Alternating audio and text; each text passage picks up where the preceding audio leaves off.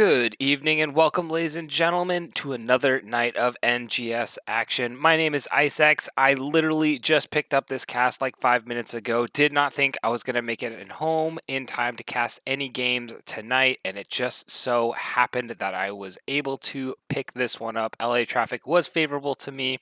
Both these teams said they will wait. They would prefer to have a caster if we could get it started early enough. We've got tonight's matchup in Division D West. We have got Maximum Thrust going up against VibeCheque. I've seen both of these teams play. Let me get you over to the map overview because these teams are ready to jump into it. Maximum Thrust came in, banned out Braxis Holdout and Battlefield of Eternity. VibeCheque came in, they banned out Alterac Pass and Dragonshire.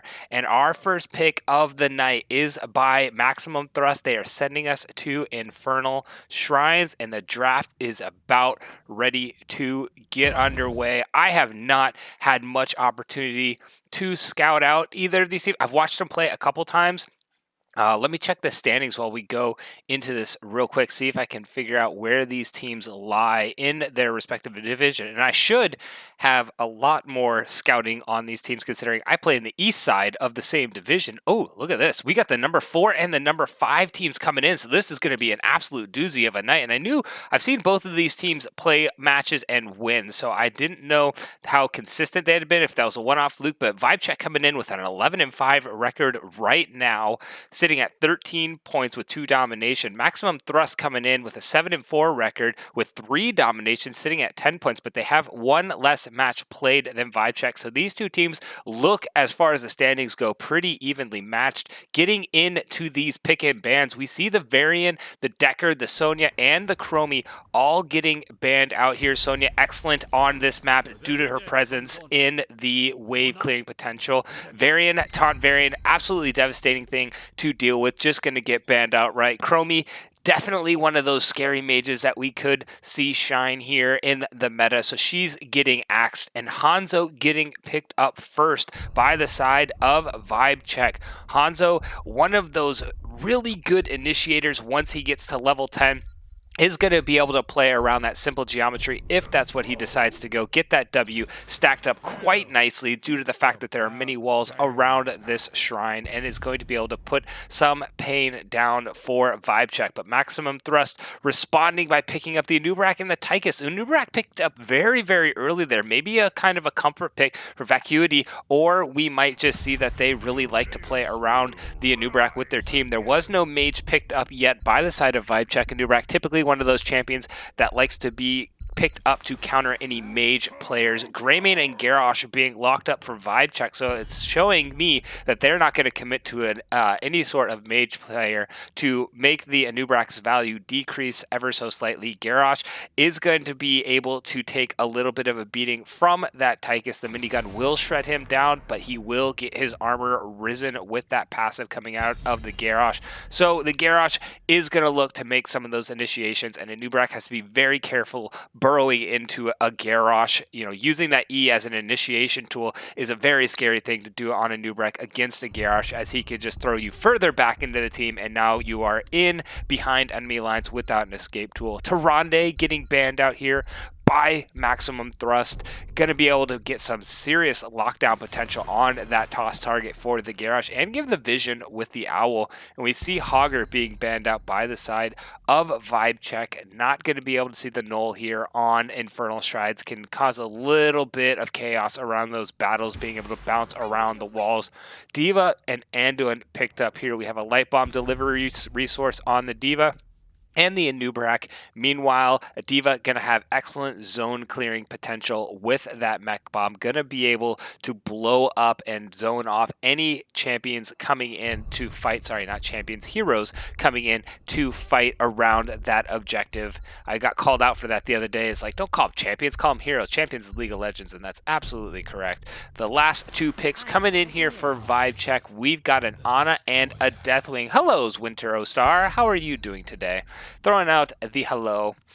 We got the Deathwing and Ana coming in. So Deathwing Interesting pickup here, considering the Tychus was already selected. Tychus will be able to shred through that Deathwing very well. Deathwing's going to have to be very, very cautious playing around that minigun, but the Ana picked up to stim that Hanzo, allowing him to do that much more damage in a lot of these team fights. And Tassadar going to be that final pickup from Maximum Thrust. I was questioning whether it's going to be a Tassadar, Li Ming, the potential of having like a Jaina, something that can clear out these objectives pretty quickly and have that burst damage to help finish off the Deathwing with the Tychus shred that will come out of the minigun. Tychus probably going to elect to go for that. The bigger they are, talent, they're going to shred people down to 30% health due to the fact that it gets a lot of value against a Deathwing and a Garrosh.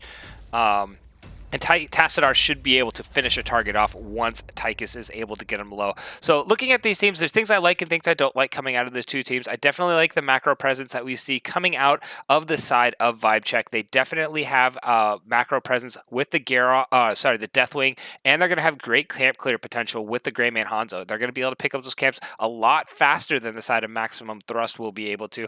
Maximum Thrust, I think if they can find the isolation picks that they're building around, the Anubrak is able to find those corners, those sneaky bushes, and get the picks and utilize the Tychus once he gets to level 10 to help be that burning champion on top of the Deathwing. We could see, it's really going to fall a lot on this Tychus' shoulders. I mean, Tassadar, he's got the playmaking potential as well to set up good walls for his team, to catch people out and make sure that they don't have any escapability. But a lot of the pressure coming out on Maximum Thrust is going to be by that Tychus, whether he is able to get some of these isolated targets down fairly low and utilize Tassadar to finish them off. But let's get these two teams introduced here. Coming out on the blue side, we got Neon, or anyone, on the side of D.Va. We got VibeCheque on the Anubrak, User Zero Error on the Anduin, Novapunk on the Tychus, and we got W Star on the Tassadar. Meanwhile, the red side, we got VibeCheque. We got Giggle Schmack sitting on the Hanzo. We got Jax Taxman sitting on the Ana, Redface Beast on the Greymane. We got Blue Space Hat on the Garrosh, and we got Megumilk on the Deathwing.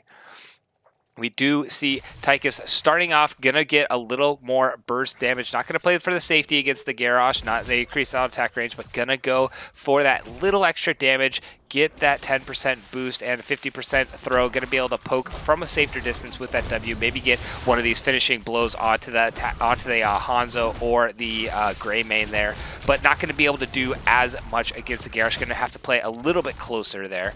Meanwhile, we do see it's the Q coming out of the Hanzo, not going for the simple geometry build. Gonna go for the Q stacks. Gonna be a little hard. He's gonna have to rotate up and find ways to stack off this D.Va, especially if D.Va elects not to come to some of these objective fights to, play against that value coming out of the Hanzo. But the Anubrak getting tossed over, does have the burrow available, so will get himself to safety. And VibeCheque gonna just have to play really carefully around that Garrosh when that E is on cooldown here. Garrosh, ooh, nice knockup from VibeCheque, negating the knockup from the Garrosh there. Garrosh almost catching out the Anubrak, but Anubrak able to get himself away. Tassadar soaking up the remaining of the bottom lane before coming up. That's going to give Maximum Thrust a little bit of soak value here. If they can keep everybody up in this mid lane, all of these minions in the bot lane are going to go for naught. They're not able to dismount the Ana, giving up a lot of the pressure for a camp. So Ana's going to get about half of the experience there, and the side of Maximum Thrust going to go for this early camp. Garrosh putting down some damage into the Anubrak. Meanwhile, we see the camp being responded to by the side of VibeCheque. They do have the faster clear. I mean, look at the start that we saw coming out of Maximum Thrust, and the Garrosh, or the Greymane Hanzo, just able to absolutely pick up that camp so quickly there. Anubrak landing the burrow. The Tychus gets the follow-up kill. VibeCheque taking some damage by this tower, but I do not believe it'll be enough. We'll see what the Ana, ooh, misses a sleep dart there. Hanzo gets some damage in, but Greymane doesn't get that last Q. Misses the last Q there, not able to follow up. Gets the shot, but 12 health. It was all that Anubrak had left. Gets himself away, and that will be first blood picked up by Maximum Thrust, not returning any kills for the side of VibeCheque. Very, very close by the Garrosh there, and we will see the experience start to ever so slightly tilt in the favor of Maximum Thrust in this early game, being able to pick up this camp in the bot lane. I mean, up in this top lane, this is going to be the stalemate of the century here. Deathwing really not going to be able to burn this D.Va down. The minute he puts out his flame, D.Va can just jetpack her way through. And D.Va, I mean, good luck burning through all that health coming out. Oh, Tyke is getting thrown in by the Garrosh. A sleep landing from the Ana, and that is a kill secured coming out of the side of VibeCheque. Nice pick potential coming out of the Garrosh there. Able to say, you're gone, and be able to clear out this camp, getting that experience pretty much back to even Steven here. Neither team electing to go for the Bruiser camp here in the top lane, leaving it alone for now. The objective has been started by the D.Va in the top lane. Gary Main gonna commit to being in the bot lane, get some more soak for his team. That means they will probably give up the camp. Deathwing gonna fight over this minions with the D.Va here, but D.Va just has so much better clear potential around that fire that comes out of Deathwing, not able to get the Puddle of Doom down quite yet. This fight is not gonna go anywhere. Nubrak just able to burn himself away. It's a nice delay. Garrosh and Greymane not quite there yet with the team. A 25-5 lead in favor of Maximum Thrust, getting this first Frozen Punisher. And the Frozen Punisher is one of the best Punishers that you can possibly get. Unfortunately, the first Punisher is one of the weaker Punishers, so we'll see. 8 more need to be picked up. We do see the kill going down on to the Garrosh there. Greymane trying to get himself away. Deathwing also sitting fairly low. Gigglesmack on the Hanzo able to get himself over the wall, but that is a nice kill picked up by the side of Maximum Thrust, and this will be their objective. Completely uncontested. Hanzo not going to elect to go for the camp, not even committing to the defense. Deathwing in the air trying to get himself healed up. Ana the lone defenseman here, but that means that this wall will go down with this Punisher being pretty healthy here. He will turn off these towers with the passive coming out of the Punisher here. The tower is shut down, and now he will push and have that jump available. Lands onto the Garrosh. The follow-up damage not quite there from the side of Maximum Thrust, and the Punisher turns off this top fort. The damage is mostly focusing on that health pool, trying to get the consolation prize of the health pool. We'll see if this last Frozen goes down. Ooh, the stun landing from the Anubrak, but unstoppable popped by the Garrosh. This fort getting down to about 3/4 of the way, has about, you know, still continuing to go down to some of these minions here, getting fairly low. They were able to clear it out. It just needs to come back and get sneezed on, and it will end up going down. So a nice first Punisher push by the side of Maximum Thrust, getting some pretty good value out of that, then going ahead and picking up their camp. Meanwhile, we see VibeCheque electing still not to pick up their camp. Doesn't want to go get that experience quite yet. Maybe trying to hold it for another timer for the next objective instead of picking up the camp there. But they're going to lose a lot of the experience. Maybe trying to respond to this D.Va. D.Va is one of the harder champions to get a successful gank on. The sleep dart is out. D.Va trying to finish off this health pool. Doesn't quite get it. The passive, the mech goes down. That is going to be D.Va dead, and that health pool just barely surviving. Shields coming back online for it. It will survive, and this is going to give VibeCheque a nice little cushion for getting the opposing team's camps here. Anubrak is all the way in the top lane. The Acidar's wall is really the only potential they have for making a play. Hanzo taking some damage there, trying to go up against a Tassadar, who is not going the auto attack build, electing to go for that Sonic Storm build, and we do see this camp being stolen away by the side of VibeCheque. Garrosh throwing the Hanzo away to safety, throws the Anubrak in, gets the knockup. Garrosh there to put down some damage. Tassadar and Tychus are both committing to clearing the camp out, so rest of the side of Maximum Thrust just going to wait, get their 10s online, and try to find that small window where they can pick a fight, having level 10s available, and the other team not having that. And we do see 10s coming online. Cuckoo coming out of the Anubrak. Micro missiles from the D.Va. The Tychus going for the drill rather than the Odin. Black hole, as you can see, coming out from the Tassadar. Does not connect, unfortunately. And finally, Light Bomb by the Anduin. We do see the side of VibeCheque electing to get a fight, but Greymane being thrown under by the Cocoon. That's 2 ultimates wasted. And now VibeCheque have the ability to play around their level 10s here rather quickly. 10s now coming online. We see the Dragon Arrow by the Hanzo. He does have the availability to pull it on the Tychus. Tychus is there. Dragon Arrow goes down. The taunt being landed by the Garrosh. Light Bomb saving everybody's lives. Oh, it is traded out 1-for-1 there, but I thought that was going to shave the day. But we do have Deathwing arriving. D.Va is down, getting into the fight, sitting on the backline. Garrosh is loving taking up this fight in the bot lane. D.Va throwing the mech down. Everybody getting fairly low. Garrosh, you're in a bad spot, and that will be a dead Garrosh. The rest of the fight going over. Deathwing getting fairly low. Has to get himself off. Hanzo just trying to poke away from range. Deathwing trades his life away too, and a 3 or 2 for 1, I believe,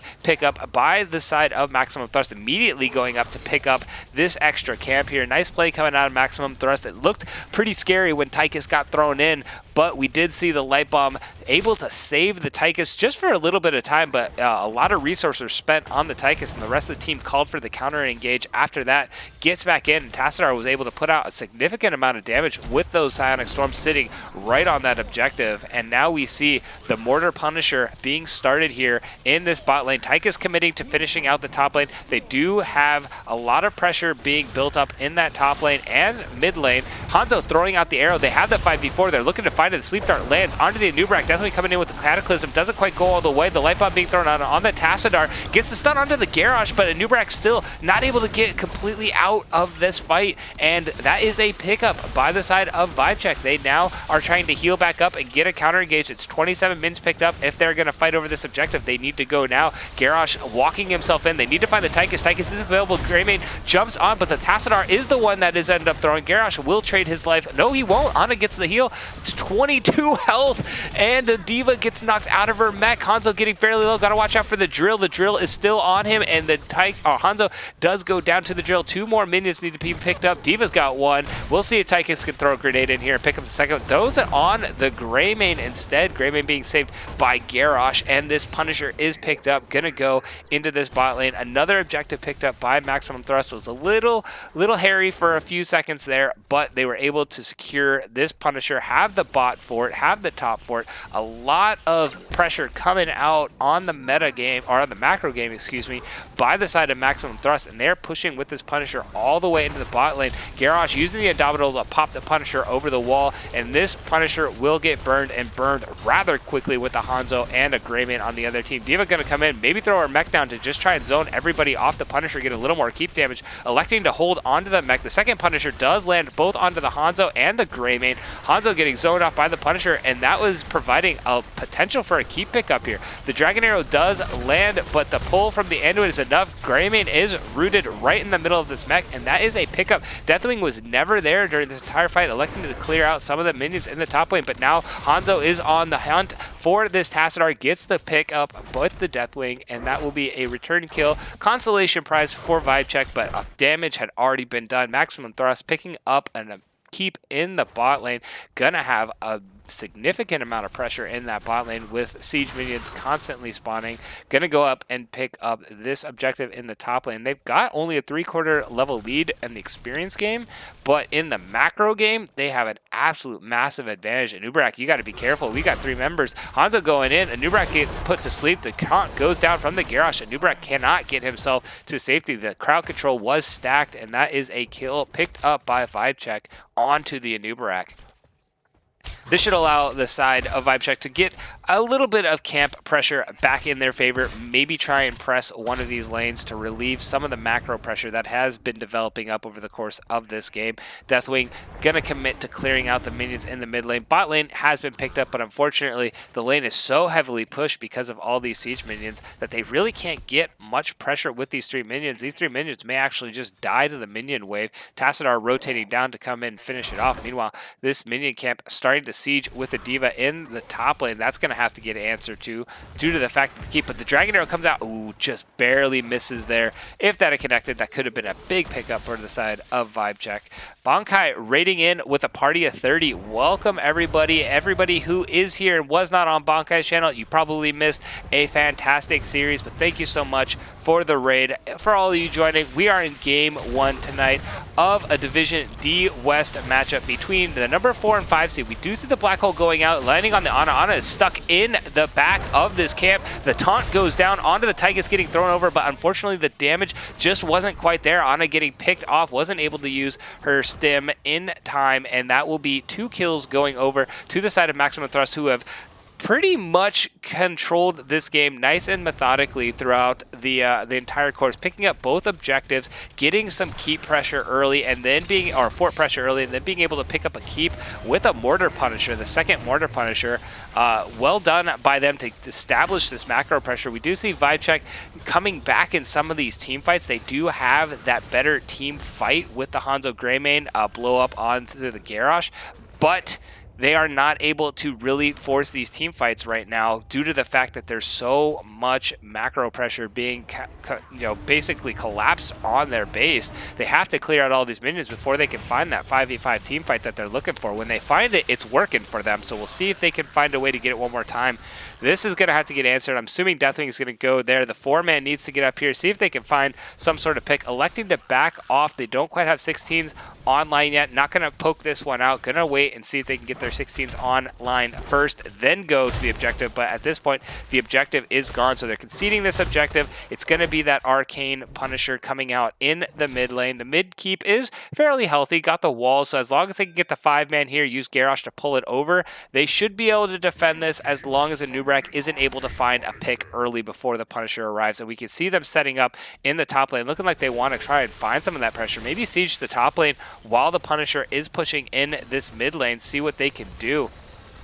The 5-man coming up from VibeCheque, looking to respond, completely ignoring the Punisher. That was a field goal and a half coming out of the Hanzo, unfortunately. The Dragon Arrow does not connect, probably expecting somebody to sidestep, the arrow, and ends up nobody moved. Everybody called the bluff there. So Hanzo Arrow does not connect. This Punisher still not being picked up, now being pulled in between these two keeps. The keeps, unfortunately, D.Va is taking one of them, so the Punisher only taking damage from the mid. The D.Va bomb being thrown out just to zone everybody off while they finish off this Punisher in the bot lane. And this means both keeps being lowered to about half health. Will we see the engage to save the keep? D.Va being the one that is focused on. The curse bullet does hit, so D.Va losing a bunch of her health, but Greymane being put under in the cocoon, and that is all she's going to write for this team fight. One keep left standing for the side of VibeCheque. They've got to make their last stand here sometime before the level 20s come online, which should be right around the time this last objective is going to potentially, I shouldn't say last, we have no idea how long this game could go. I've seen Infernal Shrine games go 30 minutes with the stall tactic, but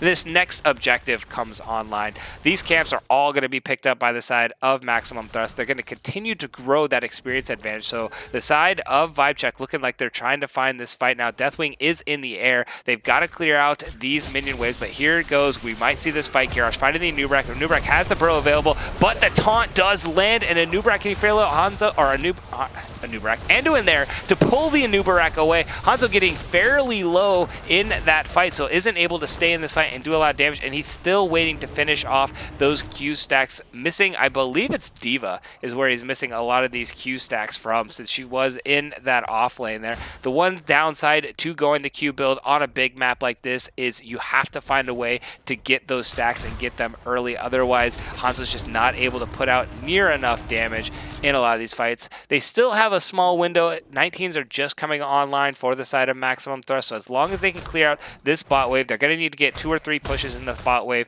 2 or 3 pushes in this top wave, and then respond as a group of 5 and try to find some sort of pick. And Nubrak being a little aggressive. He does see the Greymane and the Ana in the bot lane, but if you're too aggressive, they just have to pretty much wait for their 20s on the side of Maximum Thrust. They don't want to do anything too crazy and potentially throw this game back in favor of VibeCheque. They don't want to force anything they don't need to, but we do see the Garrosh finding the pick on to that Tychus. Tychus getting fairly low. The Light Bomb almost saved him, but does not this time. 2-man knockup coming out of the Nubrak there. The D.Va Bomb being thrown down. Cataclysm being used by the Deathwing for a defensive Cataclysm there, and we do see Tassadar just kind of standing in it, getting himself fairly low. Anduin's like, bro, get out. I'm trying to heal you up.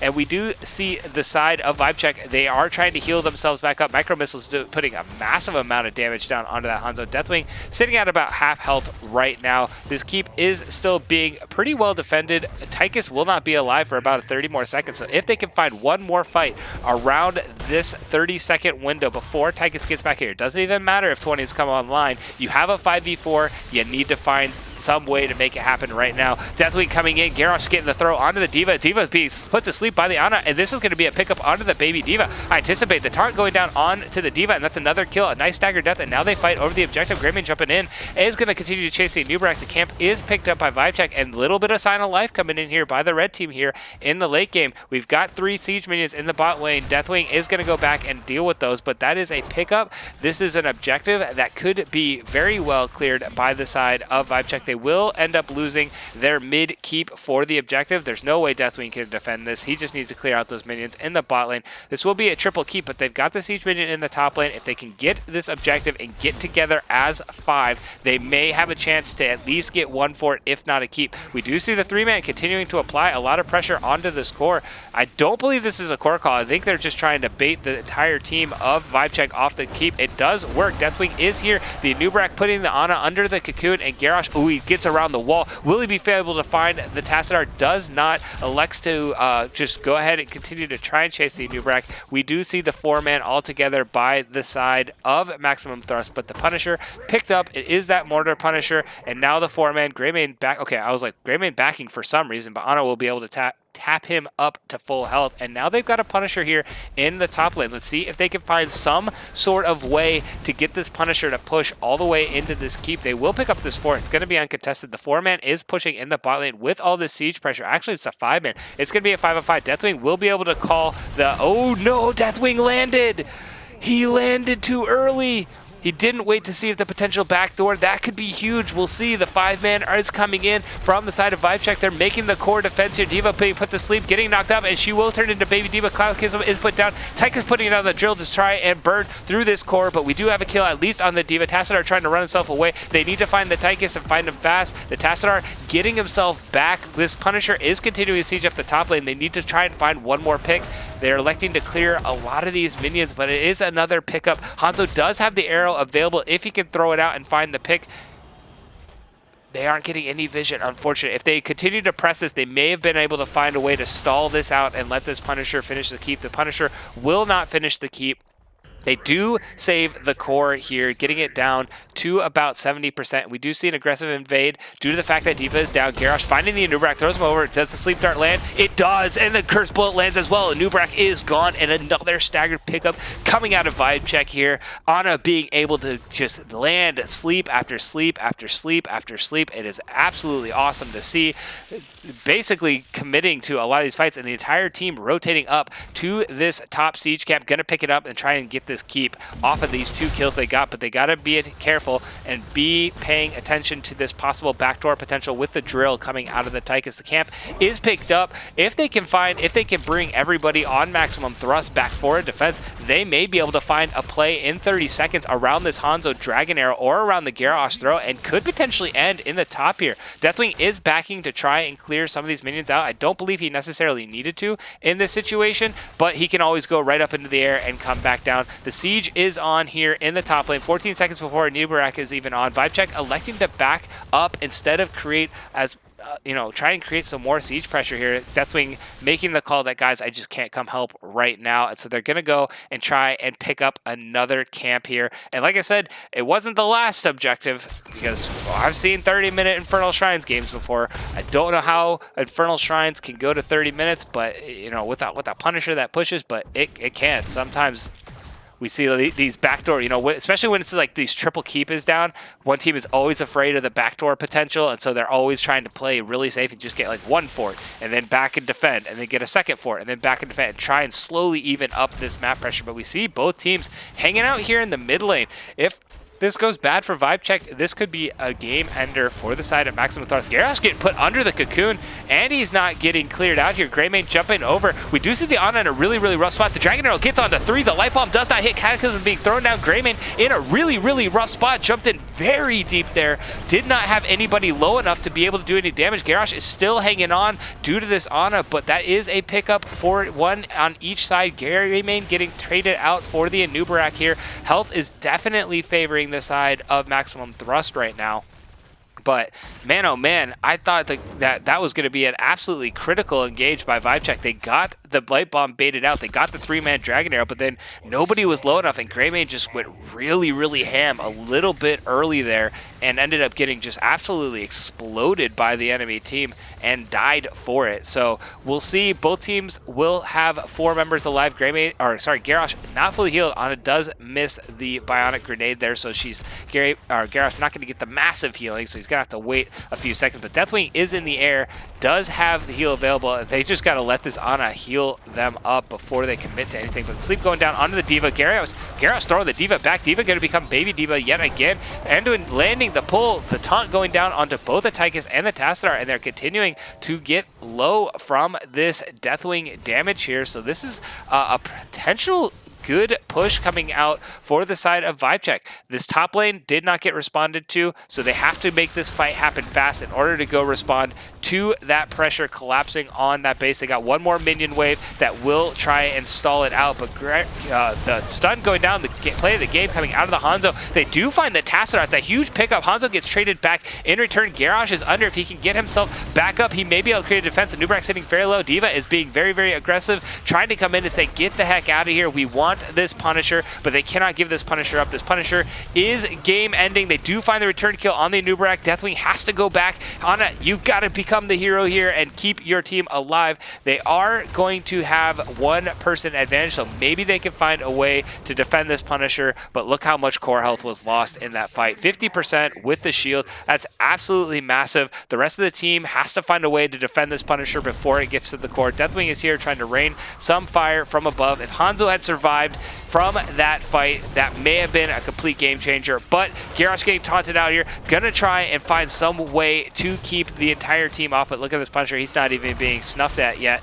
He's still sitting at 90% health. John Cena gonna get the stun onto the Greymane. Deathwing is now here. They're trying to get as much of this Punisher burned down. Hanzo will be alive, but the Punisher goes back for the minions. Doesn't want the minions to be there, and Deathwing gonna try and set them on fire, but the siege minions are here in the mid lane, gonna start sieging up that core. The Punisher jumping around. The shield is gone. 12, 13, 7, and that will be game 1 going in favor of Maximum Thrust.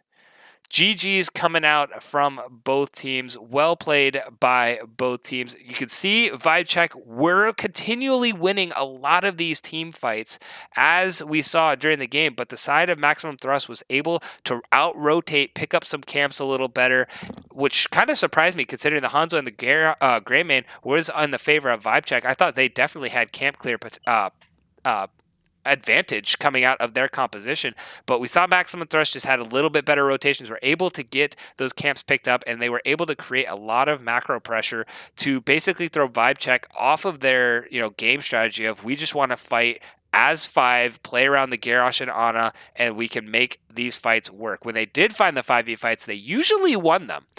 So, hats off. I mean, the kills were 15-10 in favor of VibeCheque. They were winning a lot of these team fights, but the macro pressure, especially that developed in the early game around those first 2 Punishers, was just too much pressure that Maximum Thrust was able to create that made VibeCheque just have to constantly sit in their base and try and farm out minions. Deathwing leading the damage chart on the side of VibeCheque. Hanzo coming in at second. Like I said, wasn't able to finish off. Maybe he finished it off in the late game. I didn't check that Q quest there from level 1, but really tough when you're on a map that there's an offlaner all the way on the other side, and you have to stick with your 4-man to get some camp clearing potential. So but I mean, massive healing coming out of both those healers. Ana definitely was healing up quite a bit. Major props to Anduin getting some critical life-saving pulls both on the Tychus and the Nubrak, and getting some stellar light bombs to make sure that Tychus stayed alive. I mean, there's one fight where Tychus stayed alive at like 20% health for probably 2 or 3 seconds. It was absolutely insane because of the light bomb. And Tassadar, quietly sneaking in there with a lot of damage, falling behind the siege damage by D.Va by 4K, falling behind the Tychus and hero damage by 3K, but delivering a pretty consistent performance out of the Tassadar.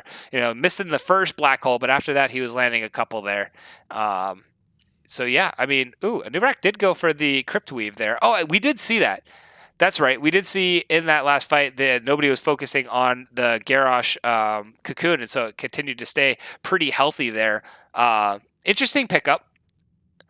considering Rewind is probably one of the best talents in the game. But, you know, with the Beetle build, Anubrak just trying to make sure that he can lock someone down, maybe find some isolated target and just make sure that they are like, you're never coming out unless your team absolutely focuses your cocoon there. But overall, pretty stellar game one coming out of these two teams. No idea where we're going for game number 2 yet. We will continue to see. Ooh, I just looked up. Tychus did go in the rhythm rather than the bigger they are at that level 4, which I expected him to go bigger they are with the Deathwing on the team. Going for the in the rhythm, that extended duration on the minigun rather than the just absolute shred. You lose it when the person gets to 30%, but when Deathwing, you have a Deathwing, you want to shred that thing down as fast as you possibly can.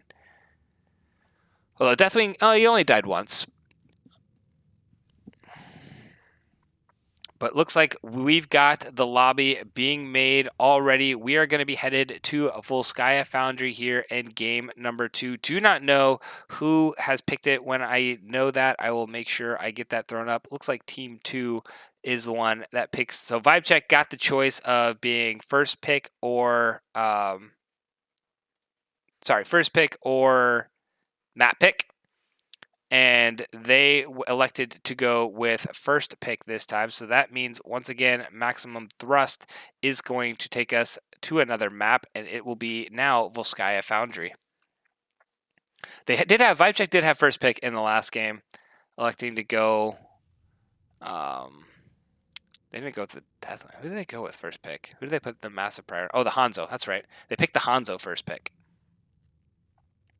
So we'll see if they are going to put that favoritism, that preference on the Hanzo yet again, or if they're going to decide to change their pick and ban strategy just a little bit. Maybe steal the Tychus or Tassadar away. I don't think they'll ban it necessarily.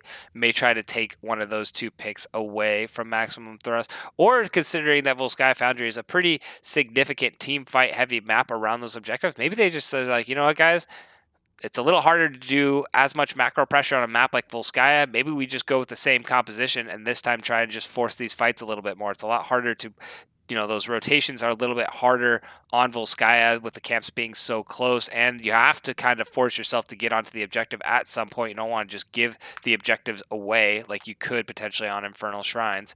So maybe they'll just decide to, you know what, let's just stick with the same strategy. It was working for us in the team fights. Let's just see if we can force them to team fight us a little bit more and get our composition going that way. But here we go, getting into map number 2. Both these teams just itching to get some more fighting done, and Volskaya Foundry is underway. Believe the bans, you know, priority was on, we saw the Chromie, the Sonya getting banned out. I don't anticipate we'll see a Sonya ban on Volskaya. I mean, Sonya's, it's an average map for her, but there are better offlaners for sure on a map like Volskaya, unless they do commit to that double soaking mid and top and putting the 4-man in the bot lane. Don't see it too much, but it can happen. Sonya, one of those better double soakers on a map like Volskaya, can go pick up the camp as well, the siege camp in the top lane as well pretty quickly. But the side of VibeCheque waiting out this timer, really talking about what they want to do here for this ban. And we see it's the variant again. I believe that was the first ban coming out of VibeCheque there in game 1. Not wanting to see that taunt variant come online at all on a map like Volskaya, where, again, it's a lot of team fighting. Stukov has pretty good value here as well, so they just don't want to deal with that lockdown. Deckard Cain, again, being banned out. Similar bans coming out so far by both teams here. I believe Chromie was the next ban by these teams, so we'll see if the Chromie ban continues to keep this streak of same bans alive. Although banning Chromie when you have first pick, it's kind of interesting. And it is going to be the Chromie ban yet again. So same bans coming out from both sides here.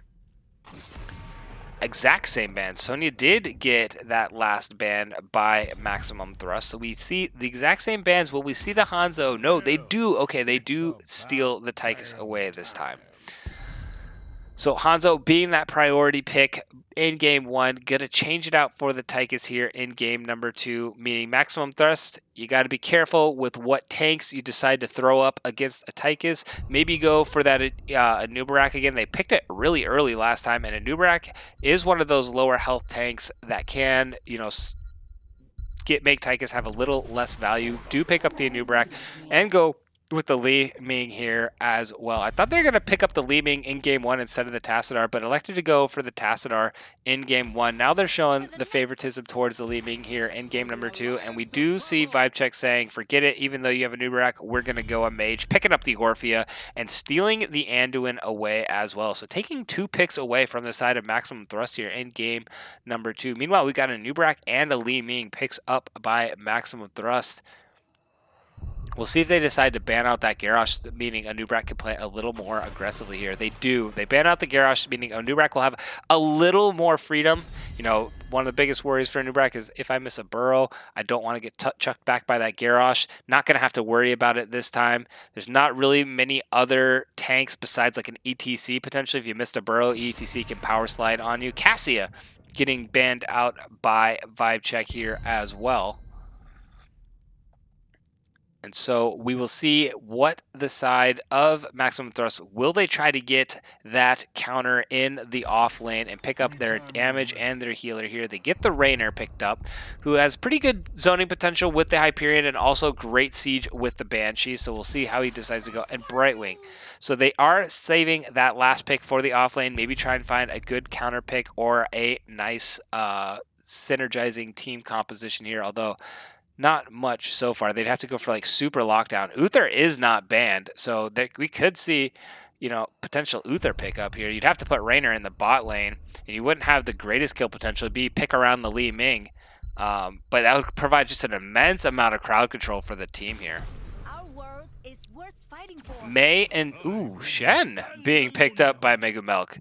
Love to see Shen come out. It's kind of a spicy pick here in this game number 2. And Mei, one of those excellent zoning champions in a fight where you have to kind of stand on a point because Mei is kind of forcing you to either get away from her Blizzard or stand in it and get rooted.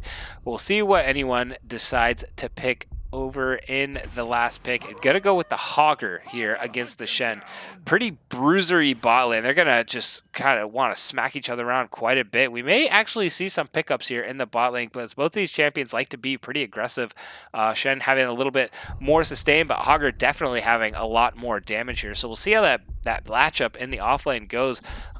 But I'm definitely now, game 1, I gave the nod in the draft to VibeCheque here. Game 2, I'm definitely liking what I see out of maximum thrust with this composition. I definitely think the Anubarak has a lot more value here in this game number 2. The Raynor pick, I definitely like being picked up, one of those safe DPS people who can put a lot of hurt down if you overextend by a champion like an Orphea. Raynor can just dodge a lot of these skill shots. If he could dodge a lot of these skill shots coming out of the Orphea, Orphea has committed and Raynor can just put a lot of hurt down really quickly onto that Orphea. So we'll see. And he's also able to knock back the Mei, like completely negate the ice slide in from the Mei. Like she starts sliding and Raynor says no.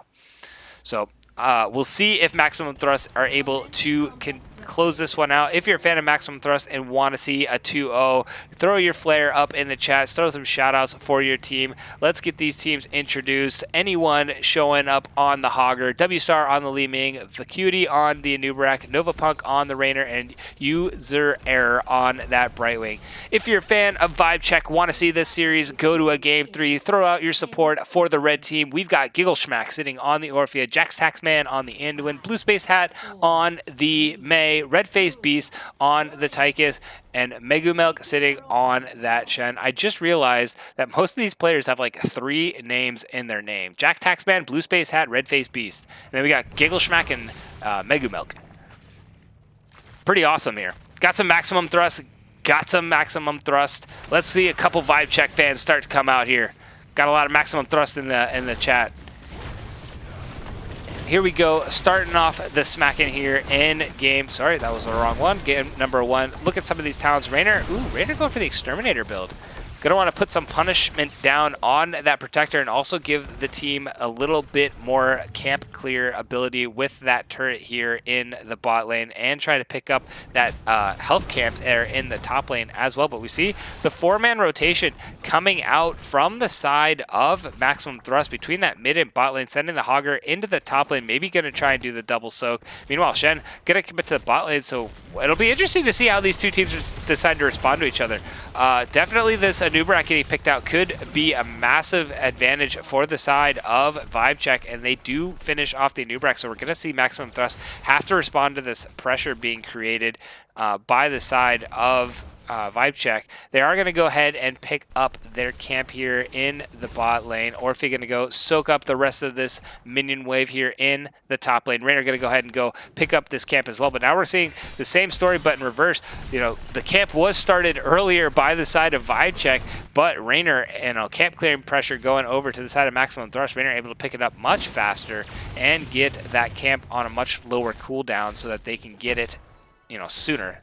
Be able to farm at least 2 turrets is the ideal scenario here before you fight over this objective. But we do see the side of VibeCheque again committing to the 4-man, rotating between top and mid. Shen's like, don't worry guys, I got this. I'll just go against this Raynor Brightwing in the bot lane. Hogger gonna try and create a lot of pressure here in the top lane with this siege minion coming out, but Mei here to clear it out, make sure that gets addressed. They haven't picked up their camp yet, maybe holding it for when the objective does come online. I don't believe Shen is really gonna die here as long as he's playing very, very safe. Li Mei coming down to provide some extra pressure in the bot lane, but Shen has so much sustain that he should be able to handle even these two, the Brightwing Raynor, pretty easily. And if they commit 3 here in the bot lane, that means map pressure is going to be absolutely massive somewhere else on the map for the side of VibeCheque. They're starting the siege out in the top lane, already getting this turret down fairly low, gonna finish it all the way off. Hogger does get rooted on the other side of the wall, but that's a turret pick up and the turret pick up here in the bot lane. So siege for siege going on by these two teams. The elite camp just being completely ignored by these teams. And we see the siege camp not being picked up by VibeCheque as well. Remember in game number 1, they do start to go for this elite camp, but in game number 1, they were having a hard time getting those camps early and negating some of the camps pressure that they could have created. Gonna pick up the elite camp here. Hogger coming in to scout it out. Mei throwing down the blizzard just to say, no, this is mine, don't come near it. And now we'll see if they go pick up that siege camp here in the top lane. Could get some pressure going for the team. Gonna go into the mid lane instead. Gonna go and clear it out and try and fight over this objective here. Raynor getting rooted out by the Anduin, but Hogger able to provide any sort of disengage that the Mei was thinking about initiating here. The turret already thrown down fairly early by the side of Maximum Thrust. The Orphea and the Taika should be able to clear that out, no problem. Shen taking a few shots. The turret dropped as well by the side of VibeCheque. Mei going all the way in, misses the slide. Orphea getting fairly low. Mei's got to drop the health fountain for the Orphea, otherwise Orphea is just going to be zoned out. The Li Ming does miss the orb. Meanwhile, Shen continuing to chase on this Anubrak. Nice 2-man burrow, and the objective is just completely picked up by the side of Maximum Thrust here. Nobody stood on the objective, chasing down into that bot lane. Mei still holding on to that health packet, so the first Protector being picked up by the side of Maximum Thrust. Gonna siege it out here in this mid lane, get at least 1 turret, and then take it to the top lane, where the main goal is to get that health camp up in the top lane. Nubrak looking like he wants to try and find some sort of pick for his team, but has to be careful. Doesn't have the support of the Raynor and the Brightwing, both committing to getting the soak game going in the bot and mid lane. We saw this by Maximum Thrust. They didn't push heavy with the objective on Infernal Shrines. They elected to just get the macro game going with these objectives, and now the Protector is doing exactly that, bringing everybody to the top lane. Everybody just abandoning the Protector now. The Protector will get some pretty good siege damage. It can turn a lot of those turrets off, but the rest of the team trying to find a pick onto Raynor. Novapunk gets caught out by the Anduin, but then there is no follow-up there. The Protector eventually does go down, is able to get the health camp there. The side of VibeCheque, they have the team fight pressure, but they're not able to get the side of Maximum Thrust to respond to them. They are the ones that are continually reacting to the opposing team here, and they are trying to figure out how to turn this around. Maybe once 10s come online, they can find something around this second objective, but the camp being picked up by Maximum Thrust here in the bot lane. Shen, again, having a pretty good time here in the bot lane. Was getting sieged up a little bit, but was able to sustain fairly well. We do see a potential pick here coming out of the side of VibeCheque, committing the 5-man, get the Li Ming out of position, but Anduin not able to connect with the stun, and everybody kind of goes back to just doing their own thing. The camp is going to be picked up here by the side of VibeCheque, but Hogger, again, able to get that siege camp in the top lane, and now has pressure in this top lane with the siege camp. The siege camp still hasn't been addressed by the side of VibeCheque. Not picking it up is definitely giving them a little bit of an experience, you know, putting them in a little bit of a hole with experience. But 10's online for the side of Maximum Thrust. We see the Hortibolt coming in from the Hogger, the Hyperion coming in from the Rainer Cocoon, again by the Anubarak, going for a different build in this game number 2. Blink coming in from the Brightwing, and we got the Wave of Disruption coming in, or sorry, Wave of Force coming in by the Li Ming. Meanwhile, Light Bomb coming out from the Anduin. We see the Ice Wall from the Mei. Cocoon being thrown down on the Mei. The Hortibolt actually being used already by the Hogger. The Hyperion being thrown out as well. They really, really wanted to make sure they got this support camp. Throwing down 3 ultimates there to make sure that they secure it. And this could be a big opportunity for the side of VibeCheque. Mei going in, wants to find the fight because they know a lot of ultimates have been burned. Everybody's jumping in. We got the Pandemonium coming out of the Tyke, or the Hogger there, sorry, the Shen there, but this is 2 kills. Brightwing and Anubarak both going down on the side of Maximum Thrust. Big pickup coming out of VibeCheque, knowing that they had the ultimate advantage in this fight since most of the ultimates were burned over that camp. The camp is now gone, the experience negated, actually starting to favor VibeCheque a little bit, and a good response by VibeCheque here, using that ultimate advantage in order to get the camp, or in order to get the kills. Now let's see if they go get this camp, because they don't want to time it around B. It won't do really anything. And that little bit of an experience boost, Tychus is now going to pick up the camp. That will give them the short route to getting 13 first. But let's get some of these. I mean, we saw most of the rest of the ultimates. Odin being popped by the Tychus and the Crushing Jaws by the Orphea. And we did see the Storm Earth Fire come out of the Shen there. So right now, VibeCheque, they've done it. They've gotten themselves back in the game. They really haven't lost a lot. They got their siege camp, so they're getting the experience going. They just need to find another fight just like that last one, and they will be ready to create a map pressure of their own. We do see the Tychus looking like he was trying to get a pick with the Orphea, electing to go farm out the mid lane because the rest of Maximum Thrust clearing out this turret camp in the bottom. Going to try to get themselves an item advantage. I do not believe we have any items, though. Tychus does have a turret. Mei going in, finds the Rainer. Rainer's not getting away from this one. That is a 1 dead Rainer, and a good pick coming out from the Mei and the Orphea there. Able to get the kill. Anduin, don't forget him. He got the stun to secure that crowd control and make sure that the Crushing Jaws did land. Good team coordination there to pick up that kill onto Rainer. And the Hyperion was burned as well. That's a pretty big cooldown. Being burnt, you know, trying to save himself. Anubarak looking like she was trying to find the Tychus. Tychus not biting there. And Brightwing continuing to just push out this bot lane. This is a pretty good thing about having a Brightwing on your team. You can create pressure when you are down. Tychus is going to go down, try and respond to the Brightwing. But look at the siege pressure Brightwing's able to put, getting this fort down to almost half health there. And the Anubarak going in aggressively for the steal. So they're just going to go and paint this map as blue as they can. It looks like they're just completely content giving up this objective. They'll say, we'll defend it later. We want to get this experience from all this camp. And, you know, and that's pretty good strategy coming out from them. You know, when you're down, you know there's no way you can contest an objective. Go find something else on the map to do. Don't just sit there and wait for your 5th member to come online, do a little bit of dance up here. Go find something else on the map that you can get experience, you know you can get experience on, and try to even up this game. That's exactly what they did, and they're actually going to trade fort for fort here, getting the bottom fort, using the Beetles to tank up the fort while the Punisher gets the Protector, sorry, not the Punisher, we're on a different map now, gets the fort here in the top lane. Even Steven, across experience, even Steven on the map pressure here, and we now are going to see this Punisher try and siege up as much as he can in the main lane. I expect it to go all the way to the bot lane. Looks like they're not going to take it all the way bot. I would imagine they'd want to get some pressure off of these towers at least. But the Mei looking like she's trying to find a pick. Doesn't get the Brightwing or the Rainer. Nubrak getting very low. The Light Bomb being popped on the Mei, but Mei has no way to get herself in. Already using the dive in. The Light Bomb does not connect. The Ice Wall did, however, onto the Nubrak. Ooh, Hogger stepping in front of the Nubrak just in time to make sure he took that W instead of the Nubrak.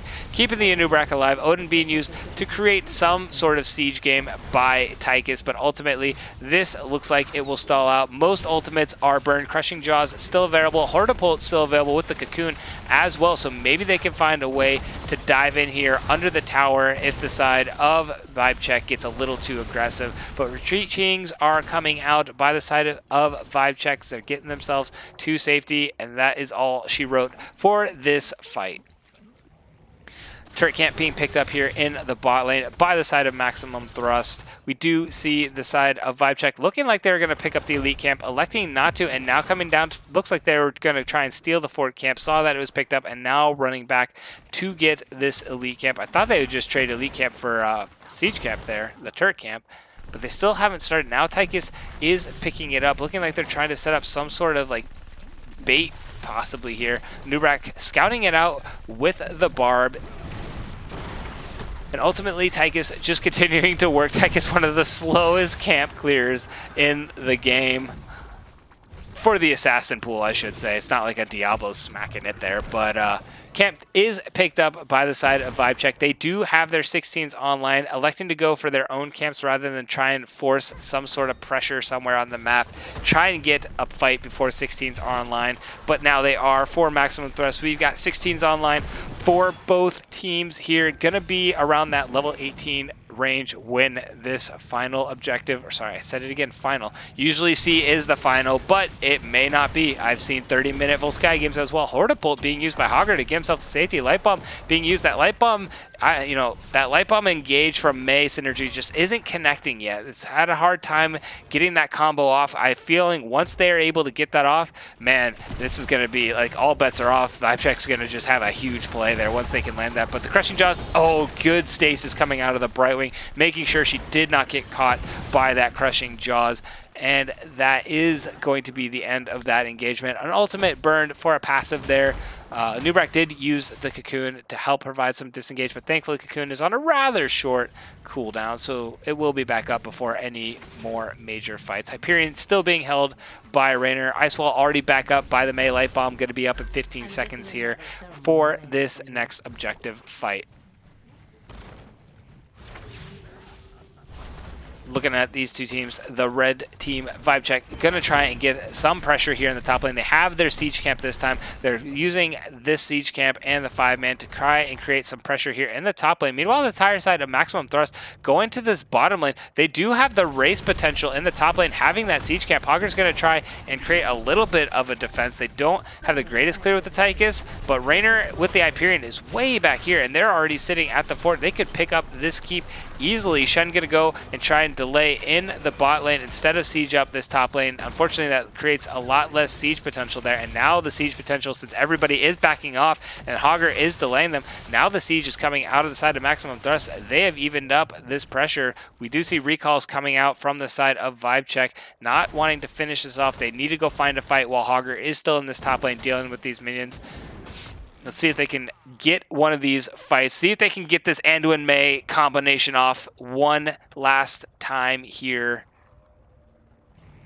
Mei coming in, not going to be able to find anybody there. The rest of the team of Maximum Thrust are like, we're out of here. Hogger is now online, down with the rest of his team, but they're going to go pick up this turret, give themselves one more item. I believe that'll be 4 turrets for the team. That is going to be a 4-turret Maximum Thrust. Mei getting put under in the Cocoon, but she will be back out. 4-man Burrow coming out of the Anubarak there, and Gigglesmack getting Gigglesmacked. Gets himself very low. Mei able to survive with the passive, and Anubarak is killed. The Ice Wall being thrown down, but doesn't connect. Look at these turret cluster. Holy moly, all the turrets were dropped into one. Look at all that. That's insane. but the rest of the team of VibeCheque able to back themselves away from the turret, get the kill, and this will be the objective pretty much picked up unless they're able to find some sort of fight. Raynor getting isolated out here. Shen and Orphea, excuse me, are trying to get all the way in. They're not able to crowd control this Raynor. Shen's like, guys, he's right here, but Raynor somehow sneaks himself away. I thought once Raynor got caught out there, he was dead to rights, but not able to get the kill onto the Raynor there. Can't find that staggered kill. They will get this objective. Nubrak's not alive for 10 more seconds. The top lane is starting to be sieged out. Hogger will clear that out. The rest of the team, they should pick up this camp. I mean, why not? You can wait. The Punisher's not going to push that fast. So they do pick up this camp. Shen rotating away because he wanted to be the one driving this train. Gonna start picking up these turrets here in the bot lane. Doesn't have a gunner with him quite yet. And Nubrak does know that this is a 5v4, puts the Mei under, and the rest of the team just chasing it. I mean, you can go back and try and isolate out this Mei, but electing to chase, come down for the Protector there. Sorry, I'm jumping all over the place. I thought once they got the Mei and they couldn't get the pick, they'd just go get the kill on the Mei. But the Punisher getting, or Protector, sorry, not Punisher, getting fairly low here. And it's pretty much just another 5v5 situation. Mei looked like she was trying to channel the ice wall. I don't think she got interrupted there. Now puts out the ice wall, does not connect, and so she's going to have to back herself off. Meanwhile, the Protector able to finish off this fort in the bot lane. And that's pretty much going to give this bot lane, even out the pressure in the bot lane. They do have pressure in the top lane, and see if this Punisher can get a couple shots, maybe turn off this fort and get a few licks in. Gonna jump in. If he could turn off the fort, maybe get the rest of this fort. Meanwhile, Mei trying to, just zone off this Nubrak, trying to keep any rotation coming out from the bot lane here. But the Punisher, 18 seconds left, gonna back off, not able to get that second fort. And that will be the end of this Punisher or Protector phase. And now we will see, I mean, Hogger is in the top lane. They have 20s online now. Can they find this small window to make the 20s come online, make the magic happen here by the side of VibeCheque? They're sieging out this mid lane. Still looking for that Mei Anduin light bomb combination coming out. Gonna go instead siege up this camp, try to get a minion camp steal.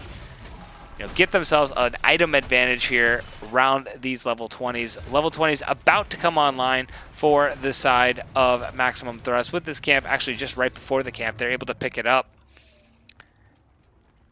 The Nubrak going with the Trader King.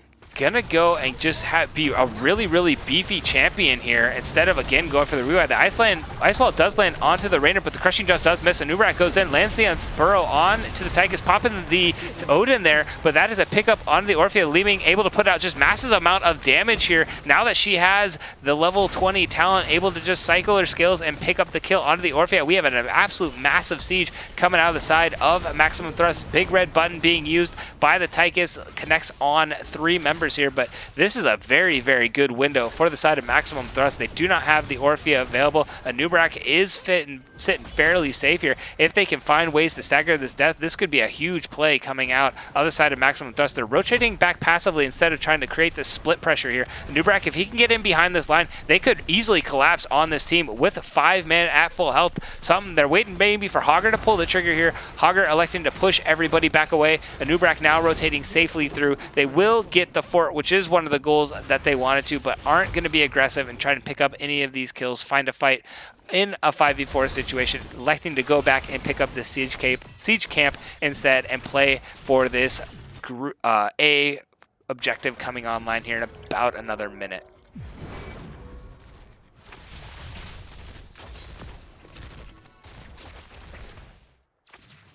I mean, right now, with 20s being online, it's really coming down to this next team fight between these two teams. Both teams going to play pretty passively, try and see if they can find some sort of pick and get their team, that advantage here in the late game. The item advantage is definitely favoring the side of VibeCheque. They did not use any items in that last fight, so they've got 1 health and 2 turrets available, so they should have the advantage in this next team fight. They just need to find some way to pick that fight, get the combo with the Anduin and Mei. I'm waiting to see it happen. It's gonna happen here. I have the faith that this Mei and Anduin will land a stellar combination and find some way to send us to a game number 3. The Nubrak is sitting in stealth on that camp. The rest of the team's got to be aware of the Nubrak. May throw out the snowball to make sure that the Nubrak comes out of stealth. Smart play coming out from the May. It could have been devastating if the team just walked up to the Nubrak. But we will see the fight slowly develop over this next protector.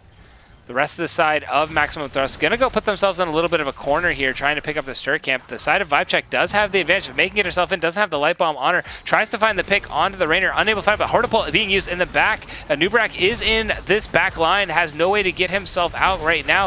Tychus getting fairly low, May using the passive, getting healed by the healing fountain, the absolute sustain coming out, the Shen timing that perfectly. Orphea putting down so much damage, but also getting caught out. She puts down 2 full rotations, but isn't quite enough. They do trade the Nubrak for the Orphea. We do see the Hogger just bouncing back and forth there. Another kill onto the Li Ming. Shen able to get that 3rd kill, and that is 3 kills for 1 going in favor of VibeCheque. They need to find some sort of pressure here in the mid lane. Pings are going down. They're electing to siege up this mid lane. I do not know if they can end due to the fact that Rainer is still alive with the Brightwing. They may be able to heroically defend this core, but this keep should go down. 40-second timers are still there. At this point, they've got the wall down. Sending somebody back to start channeling that protector may be their best bet instead of trying to get this keep.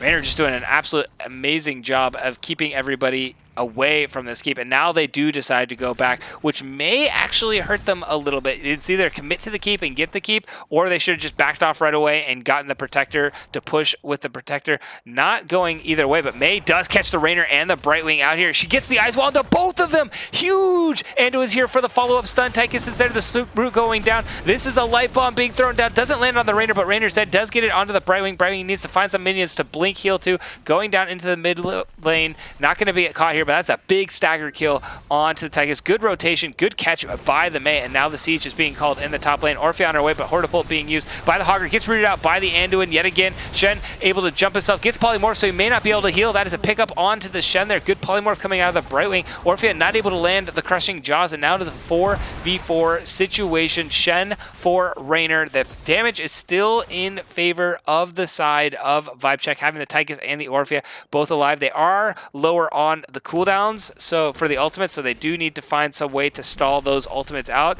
They don't have anybody on the protector. May and Tychus going ahead and committing to this Nubrak. The stun coming out, Brightwing will come in with the heal. Ice Wall does not connect with anybody there. Polymorph being landed onto the May. May having to get herself away. The big red button does not connect with the first one. They are continuing to see if they can pick up the support camp, and they do pick up the support camp here in the top lane. Hogger going to go and start the channel process for the side of Maximum Thrust. A lot of scrapping going on here in the late game. It is getting pretty dicey for both these teams, both recognizing that any 5-man ace could be devastating for this series.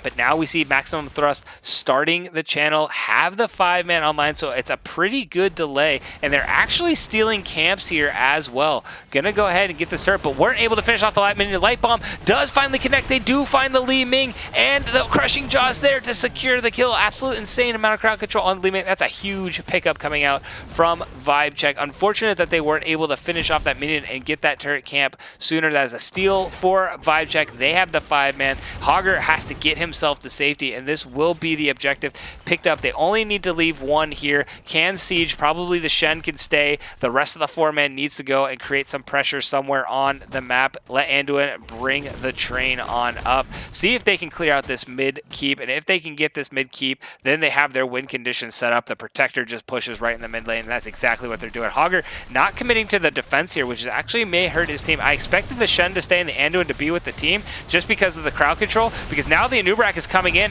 and is engaging onto the Tychus. Anduin is still committing there. Hogger coming in from the back, does not connect the stun, but Tychus getting fairly low, does not have any healing. The health fountain dropped way late by the May, and that is a pickup on to the Tychus there. The root coming out onto the Shen. He's got to get himself back there. Orphea trying to put out a lot of damage, but this is a 4v4 situation. Nubrak getting fairly low. The blink does save the Nubrak, able to get the burrow off and get himself to safety there, but the Hogger on the objective, trying to get this objective, does not need to get it there. The objective in the 4v4, the Li Ming was coming back online. They would be able to defend this out. So the objective ultimately picked up by the side of VibeCheque, and now they have a 4v4 situation where they can push. Tychus will be online. They look like they're sieging up this top lane. That's where Rainer's going to defend. Hyperion not available for 40 more seconds. That is going to be huge for the side of VibeCheque to push around this Hyperion. The objective is already the Protector finishing off this keep. I don't know if they're going to end for core. Doesn't look like they're going to. It would have been a very, very dicey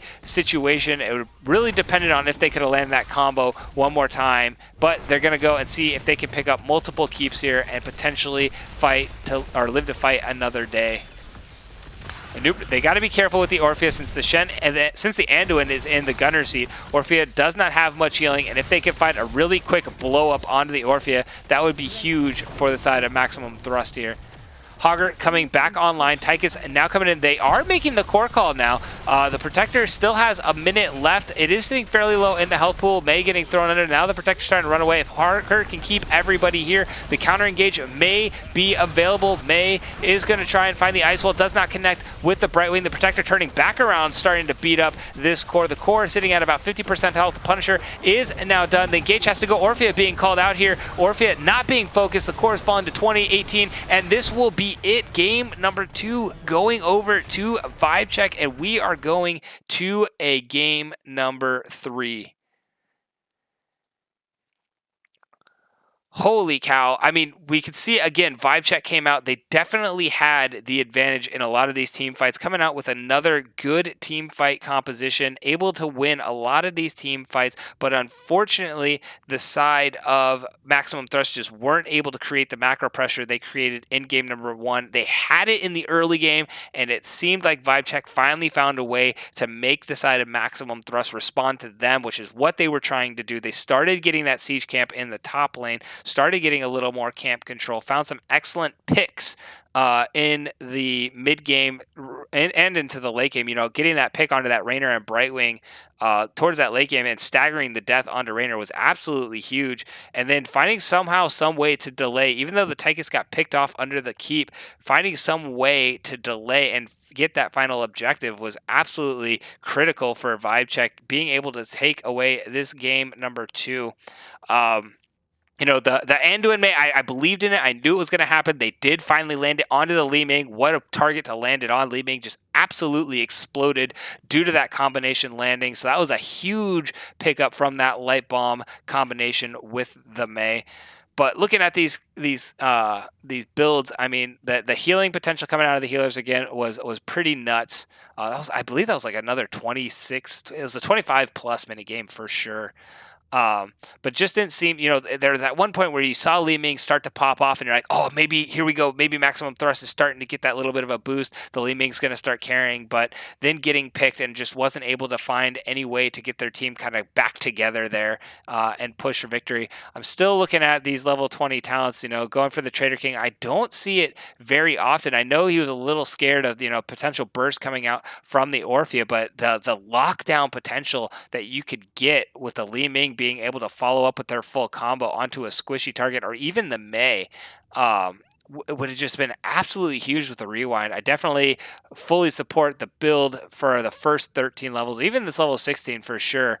But if he can land it onto the Orphea, I think there's much, you know, the rewind would have potentially been a much better ultimate pick here, being able to lock down multiple targets there. But the Orphea, go with a pretty standard Orphea build. We did see the bigger they are coming out here, which is, again, interesting because these are 2 lower health targets coming out. You know, these aren't the tankiest of tanks there. So, you know, it definitely worked. He was able to put out a fair amount of damage there, but you know, the rest of the builds coming out. So some pretty interesting choices coming out of these 2 teams. Li Ming going with a pretty standard I just want to blow you up Li Ming build, which was pretty effective in some of those team fights there.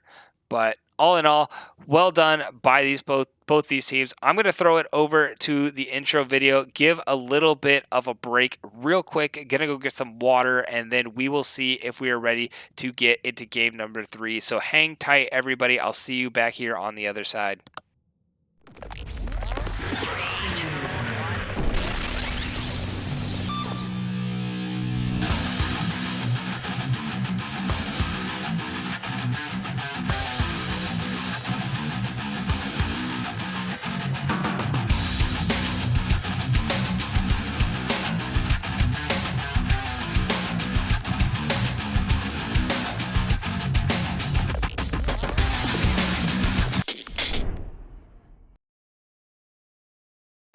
All right, welcome back, everybody. Hope you liked that little highlight video cut done by NGS.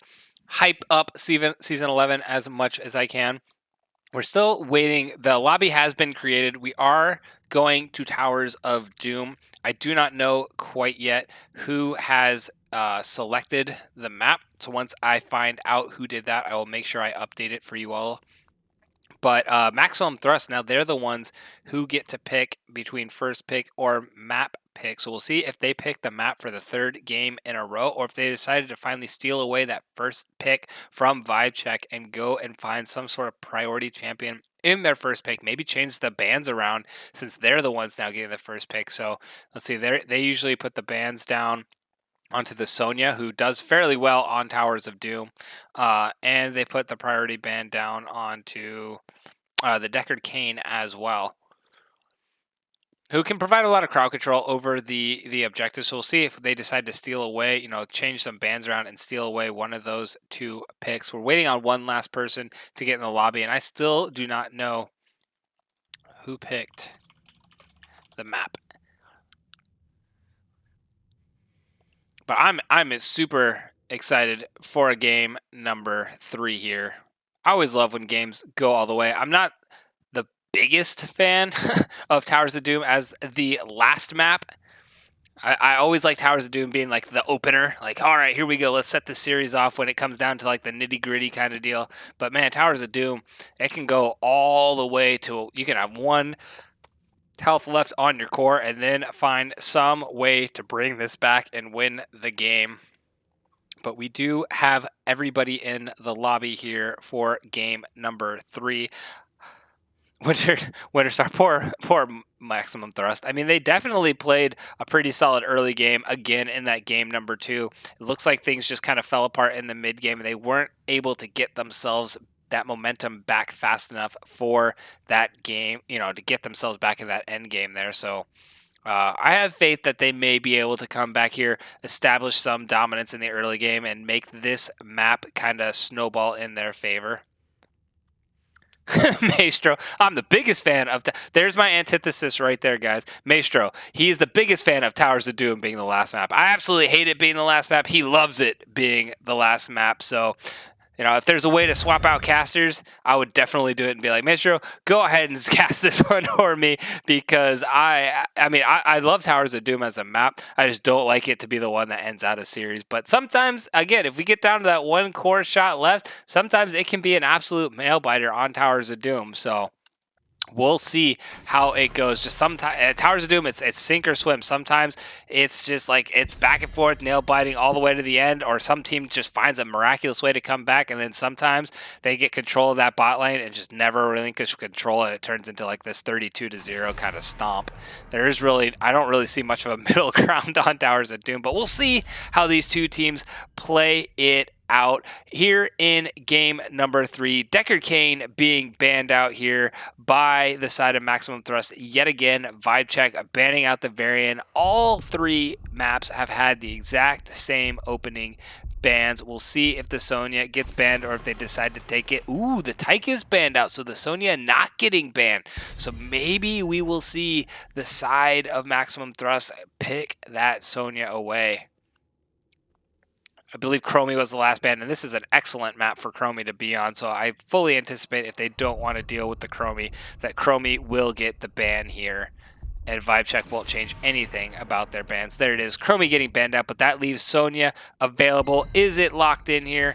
It is. Sonya coming out in game 3. Banned games 1 and 2 by Maximum Thrust, picked up in game number... Sorry, I had to sneeze. I didn't want you guys to hear that. Game number 3. Finished my thought. I apologize.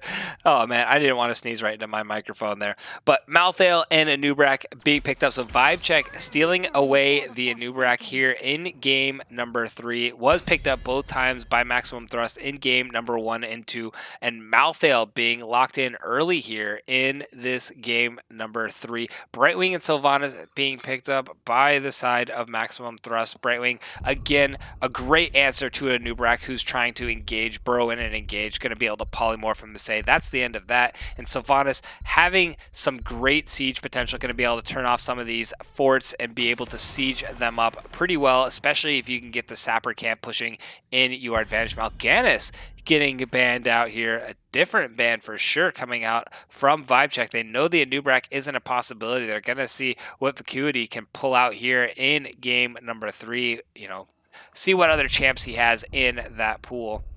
Meanwhile, Maximum Thrust banning out the Tyrande. They banned that game 1, left it available in game 2. So banning out again here in game number 3 has excellent stun locking potential on top of Anub'arak's crowd control target. Can just stack crowd control for days.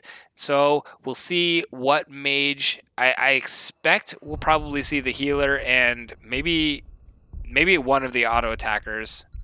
Like a Greymane, potentially. They did play it in game 1, not going. They're going to pick up the Orphea again. So pick up their mage. They're going to leave their last pick open for that auto attacker. Anduin being locked in yet again. I believe they picked Anduin all 3 games here. Or at least Anduin's been picked in all 3 games. We'll see if they can do the Light Bomb Burrow now is what we're going to be looking for, that combo with the Anub'arak here. I'm really curious. Garrosh and Diablo both available. I'm curious if we see the Garrosh pick up by VibeCheque here. Going for the Mei instead, and then the Zebo last pick coming in for Maximum Thrust. Electing, they've got a heck of a lot of siege potential on the side of Maximum Thrust with a Mei and a Brightwing. They don't have the best team fight, at least in the early game. It's compared to an Orphea, and if they find something big here, okay, Kerrigan. All right, so we've got a lot of lockdown potential and a good amount of burst coming out of VibeCheque. Going with that heavy double mage, though, there isn't really, you know, spell power. Brightwing does have the ability to give some spell power to the tanks, make sure they're a little more beefy, can survive some of this burst damage coming out of the Orphea and the Kerrigan here. The Zebo going to be able to get some as well. But the early game favoring heavily on the side of VibeCheque. They do have just a much stronger team fight in these early goings. But once Nazebo is able to get himself stacked up, this game will turn on a dime. So those in favor of the potential, I want to see this game go down to the wires. With these compositions that were drafted, you may get one. We may see this game come down to a potential comeback. We're seeing, according to Roro Noah Mazzino, I'm guessing that's how you say it, but we're seeing an RFB, Red-Faced Beast special on that Kerrigan. So here we go. Let's get these teams introduced one last time. If you're a fan of Maximum Thrust, give your shout-outs in the chat. On the blue side, we got anyone on the Sonya. We got Zilv sitting on the Nazebo Vacuity on that Mei. User Error on the Brightwing, and W Star sitting on the Sylvanas. Meanwhile, if you're a fan of VibeCheque and want to see them do the reverse sweep, give your shout-outs in the chat. We got Blue Space Hat on the Anub'arak. Jax Taxman sitting on that, I believe it's the Anduin. Giggle Schmack on the Orphea. Red Face Beast on the Kerrigan. And we got Megu Milk sitting on the Malthael in the mid lane. Kind of an interesting rotation. Maybe trying to get in this middle to see where the Sylvanas was going to go. Maybe try and make sure she doesn't do any sort of cheeky play here. But they do see the Sylvanas is mid. Still holding onto this bot lane. Going to let the Malthael soak it up and just start pushing out heavy in this bot lane on the side of VibeCheque. Anub'arak going for that extra health. Going to try and just get himself as beefy as he can. Setting up. Does miss the burrow onto the Mei, but the follow-up stun is there. Brightwing immediately teleporting in. Everybody's grouped up for this Nazebo and this Sylvanas, but unfortunately, like we said, the early game damage just isn't quite there. Orphea committing heavily to the Brightwing, but the polymorph does land. User error, able to get themselves away ever so low, and that will be a 0-kill fight. I did believe that we would potentially could have seen that Orphea do wonders, but Sonya getting caught out a little bit here. Unfortunately, Kerrigan does not land the pull, and so Sonya able to get herself spinning away to safety, and we do see this Anub'arak gonna go ahead, farm up the bot lane, and now we will see the action start to develop here in the bot lane. I wonder if these two teams are gonna just start being super aggressive here. Nazebo getting an excellent zoning while the Anub'arak caught out, ended up pulling him to safety there. That's a nice cooldown being burnt on the side in favor of Maximum Thrust, using that Anduin's, or getting that Anduin to pull.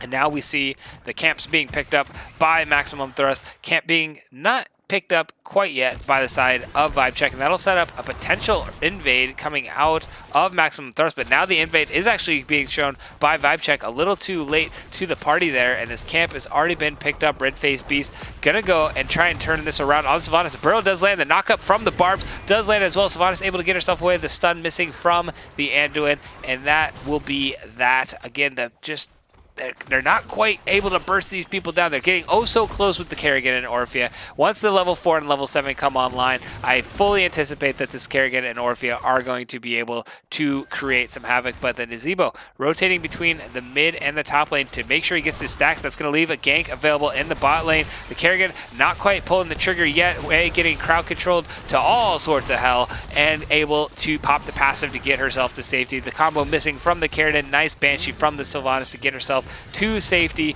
but the pumpkins are a push in here in the bot lane. Gonna get some siege due to the fact that not everybody is quite healthy enough to be able to defend this, and this is going to be some big structure damage coming out of the side of VibeCheque, getting themselves up to about a half-level lead already in the early game. They definitely have the early game pressure. First objective coming online in 10 seconds. And Nazeebo gonna go and try and get himself topped off. We will see probably this gentleman's agreement here in the top lane and the fight going down in the bot lane. Anduin already channeling it off. There is nobody from Maximum Thrust. They look like they're just content giving it up, knowing that they don't have the strongest early game, waiting for that Nazeebo to get himself a little more stacked up and then be able to provide a little more punch here.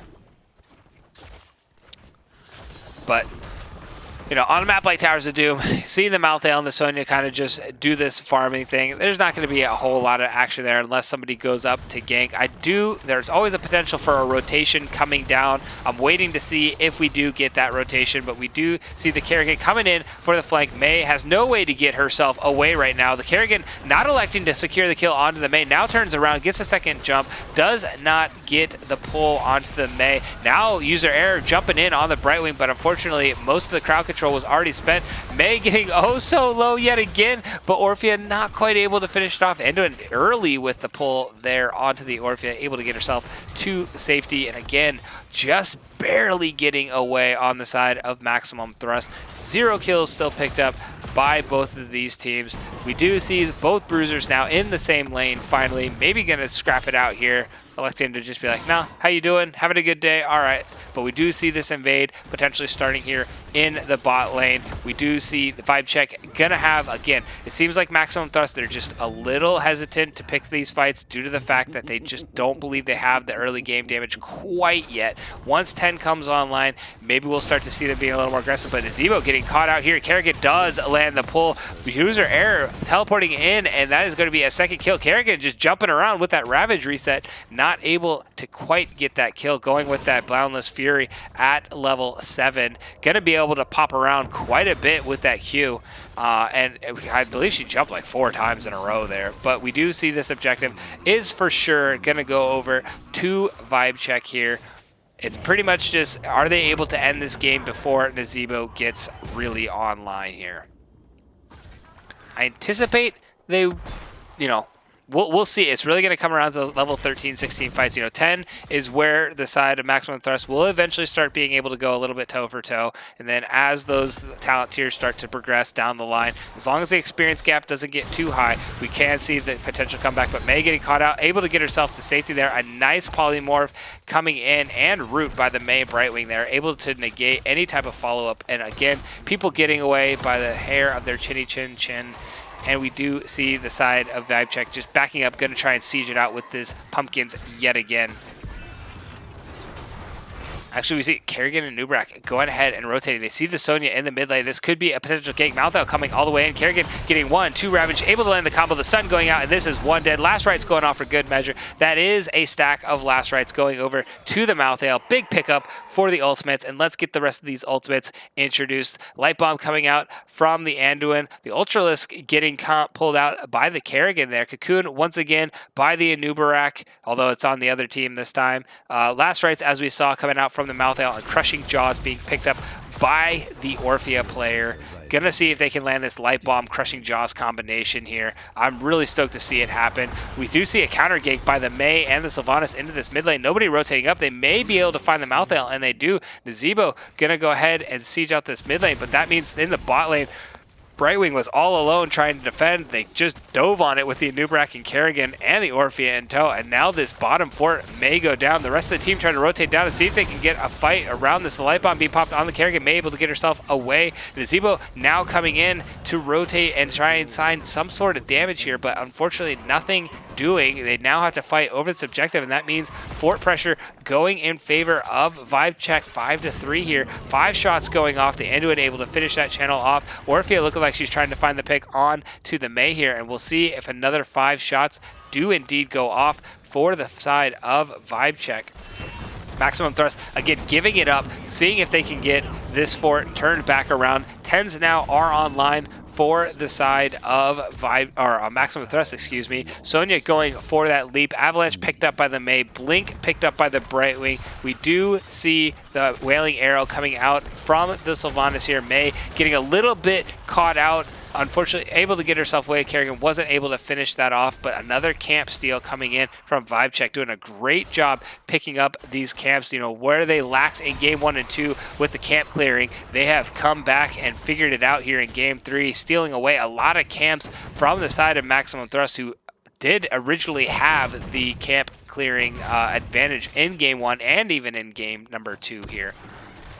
But again, Anub'arak finding the pick down onto the Sonya, rotating the Sonya down, Crushing Jaws going down, finding the Sonya, Light Bomb being thrown out as well. Look at this crowd control coming up, but Sonya able to leap herself away. Mei is in position to get an avalanche, but does not throw it. Has 2 more seconds until it is back up, so has to run herself to safety, looking like she's going to try and find some sort of pick. But Sonya did now rotate into the 4-man with the leap. Nazeebo going in, being that double soaker to try and get as many of those stacks up as he can. We'll see if this rotation does start to get Maximum Thrust a little bit of a boost here in this bot lane, as they are being pretty much pushed back onto their heels. It's just a 1 altar phase, so this is definitely good if you're a Maximum Thrust fan. If they lose it, they don't lose too much, but the gank coming down onto the Nazeebo and the Mei, maybe able to throw the Anub'arak away. The last rites does not connect onto the Nazeebo there. Counter engage coming onto the Kerrigan there. The red faced beast getting fairly low. Nazeebo throwing out the Voodoo Doll there,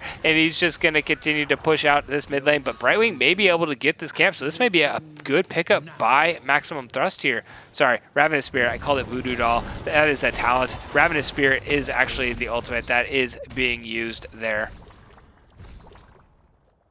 And that was a pretty good pickup by Maximum Thrust. You know, the side of the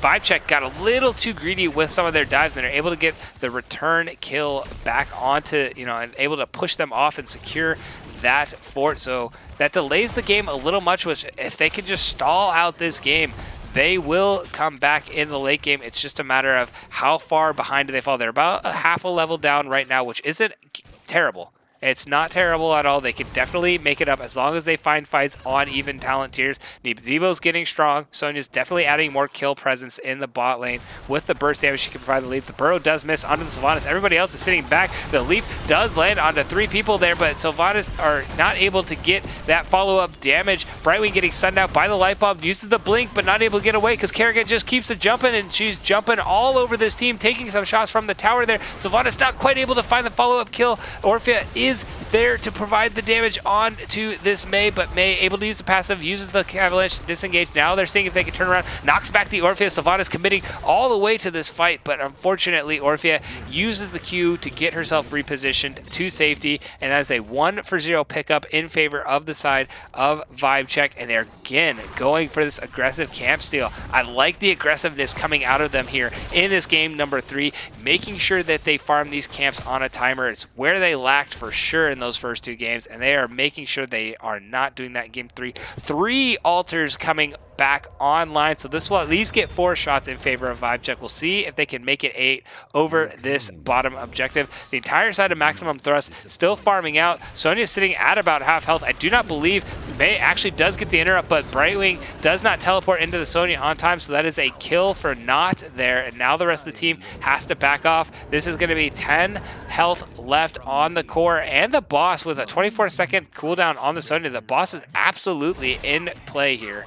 Electing to go pick up their camp first. We'll see if they rotate up after they pick up the camp to maybe steal a boss. Malthael still sitting on just 1 stack of last rites, not able to get the rest of these stacked up, but they are going to try and siege out this bot lane, maybe get this bottom fort and end this game early. Maximum Thrust, I mean, if they can get their 16s on, they have to create a solid defense here first. The Nubrak diving in on to the Mei. Mei getting crowd controlled out, but Brightwing able to save her. Passive being popped by the Mei. We do see a disconnect from the Orphea. Leap going down onto the Anduin into the back line. We do see the pause potential coming out here. Orphea is back. She is doing the fight. The Crushing Jaws. She comes in with a massive Crushing Jaws. She reconnects and get a 2-man Crushing Jaws, and Nubrak does eventually go down there. So it is a 1-for-0 trade in favor of Maximum Thrust. Unfortunately, with that disconnect, the Orphea just wasn't quite able to put out the damage that we typically see out of Giggle Schmack. He did reconnect, landed a massive Crushing Jaws, but unfortunately it was just a little too late. And now we see in the bot lane, this 4-man sieging up the tower. This could be an unfortunate situation for the side of VibeCheque, losing a little bit of map pressure here. They just got to recollect themselves, but this is a huge play coming out of Maximum Thrust, using the that pick on the Nubrak under the towers. The Nubrak did dive a little too aggressively there, started taking a few core shots and got crowd controlled right under the keep. So he did take some damage, but we will see if the side of VibeCheque, they are full 5-man strength here. Can they create a massive fight around this next objective? Lightbound being done. That is a special delivery onto the Gazebo and the Sylvanas. Sylvanas not able to get herself away. Kerrigan coming in huge with the stun. The leap does connect onto the backline, but is a little too late. Most of the members are down. We'll see what Sonya and the Mei can do, but unfortunately all the damage is gone. This is just absolutely massive chaos coming out from the side of VibeCheque. 5-man kill. The Kerrigan stun came in massive there with the Burrow light bomb delivery special. We didn't see it connect as much with the Mei and the Anduin. GG's coming out. They do have the 6 core shots, and this boss will be the final 4. VibeCheque coming in with the reverse sweep here. Holy moly, they did it, and they did it pretty decisively here on map number 3.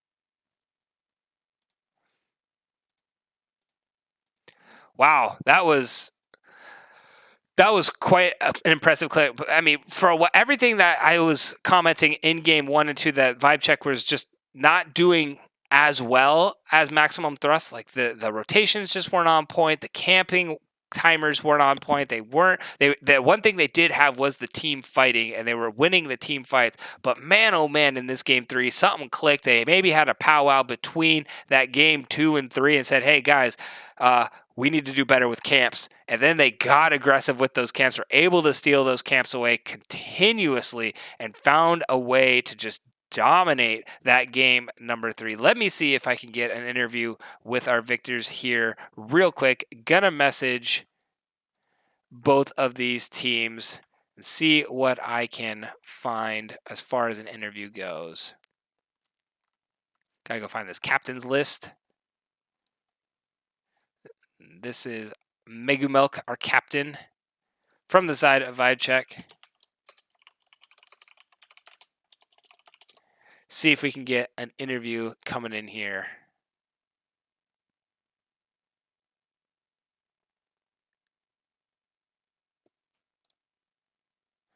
All right, we're getting Blue Space Hat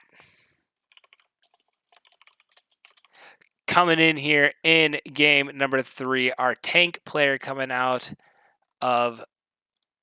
Wow, you beat me to it. Howdy, I was partner. like right into your captain, like, hey, meet me in lobby 3. And all of a sudden I look in lobby 3 and you're like, what's up? Waiting. But congratulations. How's the team feeling with that reverse sweep? We felt really good. We kind of expected it. I mean, that's how we play. We throw the first one for the fans. As always. I was just gonna say, I just noticed Jack's Taxman throwing that out in the chat. Like, we always go 3 maps for the fans. We got to. Hey, I mean, fans. people came out to watch. We got to give them Exactly. something. Yeah. Last minute show. We got it. It's like, hey, might as well come out and get the full experience rather than just making it an early night here, Yup. which is always fun. But congratulations. So let's go through that game number one real quick. What Hmm. kind of happened in that game number one that really kind of put you guys? You guys seem to get in a rut around. The first Punisher definitely caused a little bit of havoc, but that second Punisher really caused a lot of chaos, getting both the fort and the keep. Seemed like you guys were starting to get your mojo going, but the macro pressure just kind of overwhelmed. So take us through that game Yeah. one. So we recognized in draft that we were going to have to play on the back foot a little bit with a new Brack on the new team, and we would just have to let them engage onto us, and we counter engage. That didn't really work out. We ended up kind of like letting it get away from us. We didn't really do that. And we noticed that. We tried to adjust, we steered, but in the end of the day, we realized and recognized in that game, we're an aggressive team. We like to be in your face and play aggressively. And when we aren't given the option to do that, it's not as good. And so we kind of let that game through because we weren't playing as aggressive as we probably should have. Okay. Yeah, I mean it's especially tough being like that aggressive mentality when the map kind of just crumbling apart before even level 10s come online. You're like, okay, we got to stop. We got all these holes we got to plug up, but Yep. kind of recollect as a team. Come into game two of Volsky, it felt like again that game was starting to snowball a little bit out of control. They were able to get a lot of pressure in the early game, but this time you guys found some way to click into a form Yep. and able to turn around. So talk me through how you guys were able to do that. I think we just zoned in on who we needed to engage on, how we need to engage, and just how we're lining up our abilities and our comp. Just kind of came together with our more aggressive mentality, like being able to pick up the May and like not have to worry about like their comp fundamentally. Like they had the Anubrak, right? Hmm. But they have a Rainer sitting back. They're not going in. They have a Li Ming. She wants to throw out orbs and missiles. Like they're not going in. So it's our job to go to them, and that's where we thrive. And so we were able to just click in and be like, we go in with the May, we go in with our damage, and we just get stuff done. Yeah, and I mean, it definitely we could see that comeback. I mean, they was able to get a few picks. It looked like you and Anduin just weren't able to quite land that May Anduin Hmm. light bomb delivery special combo, Yeah. and then all of a sudden, like you scouted out there at the bottom turret, saw the Li Ming, and then it's just like click. It Yep. happened. You found the pick on the Li Ming, got the combination off there, and then from there it kind of just started to progress slowly to you guys coming back and getting that win there in Hmm. game two, which Yep. then sent us to game number three. You guys eventually got to pick this map. First two Yep. maps Maximum Thrust picked. Towers of Doom. Is that like a VibeCheque special? Like we're expected to see a lot of things? Because I mean, for how close game one and two were, game three was not. Well, personally, I don't know if everyone feels the same, but I can say personally, I really like towers because just the also it helps that Megu, our offlaner, who's awesome, loves to play double soak. It allows us to build really extremely aggressive four mans that just win fights, and that's what we like looked, and we were able to pick up the Anubrak. We just had like I love drafting powerful like four mans on that just Hmm. bully and get ganks and just push objective and just win the game. And so I love that map. Okay. Yeah, I mean, and I mean, first off, Kerrigan, was that always like going into the draft, like, okay, because I saw somebody call it out that that's a Red Face Beast special Oh coming in yeah. hot on the Towers of Doom map. Was he sitting there going, like, guys, I want last pick and I want Kerrigan, so just draft around that? Well, not exactly. He was initially planning on going with the Greymane because that's another one he really likes. Okay. But then we saw, I think it was their last two picks really cemented one Kerrigan. And I was like, you do you, buddy. I trust you. And it worked. Yeah, with the last two picks coming in, I believe that was the May and the Nazebo, which Yes. ultimately it's like, okay, they don't have the strongest four man with I was wondering if it was going to be Sylvanas in the four man and Nazebo double soaking. Hmm. They put Nazebo in the bot initially. So Yep. Nazebo, Sylvanas, Brightwing, Mage, it's not the most worrisome comp. And then I was like, okay, I'm expecting something very aggressive with the Orphea. I was Yep. suspecting the Greyman, did not know he played Kerrigan. And then all of a sudden the Kerrigan comes out. I'm like, ooh, this is going to be Yeah. fun. Definitely right Um, on his Kerrigan as a force to be reckoned with. yeah, but then you could see, like, even you mentioned it, like you guys want to be the aggressive team. In game one and two, I was commenting on it. Seemed like the camp clearing just wasn't quite what you guys were wanting it to Yeah. be. Maximum Thrust was just a little bit ahead on all their Yep. rotations, getting their timers, and then here we go into game number three. It's like all of a sudden. the roles reversed, and you guys just aggressively invaded time and time again. Yep. So that we could see that aggressive style come out. At what point in that game were you guys like, all right, we got this? Like this is our game.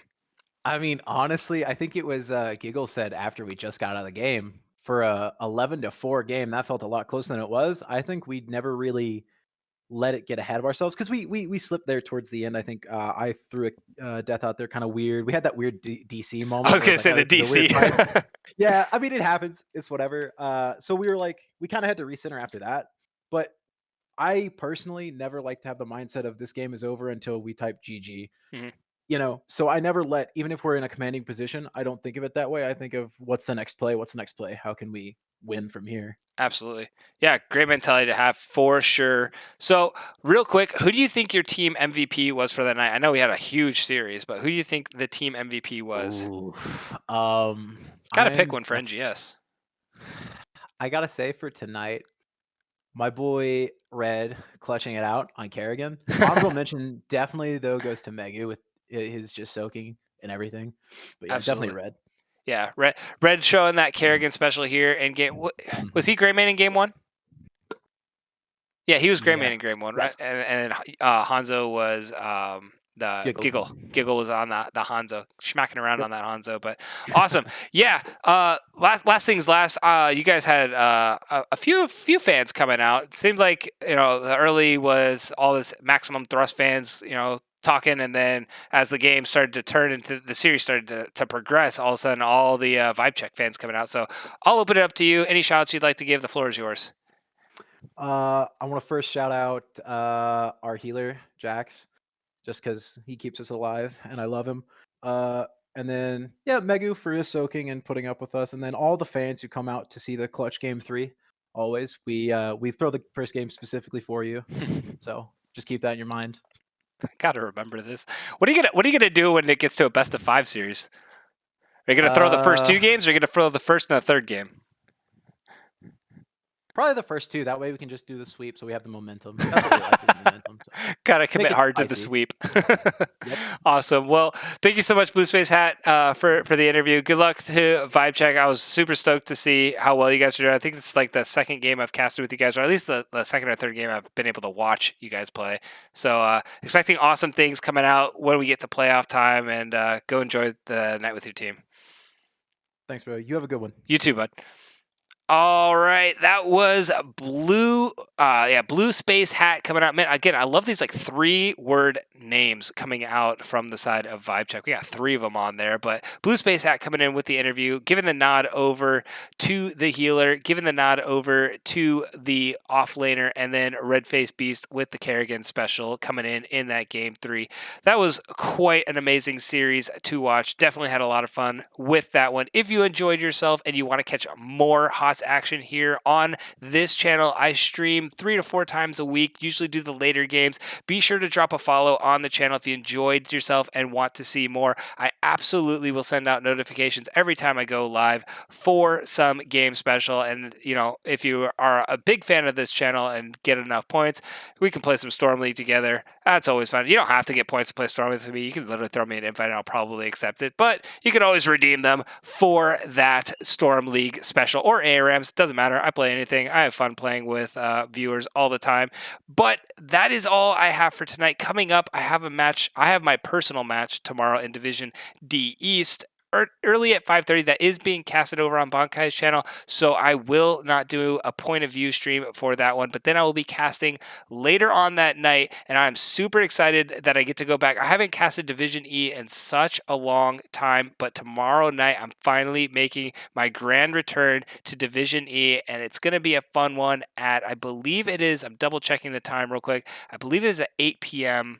Western time. It is. It's 8 p.m. Western, 11 p.m. Eastern time. So again, those late ones, which I'm usually the late night caster.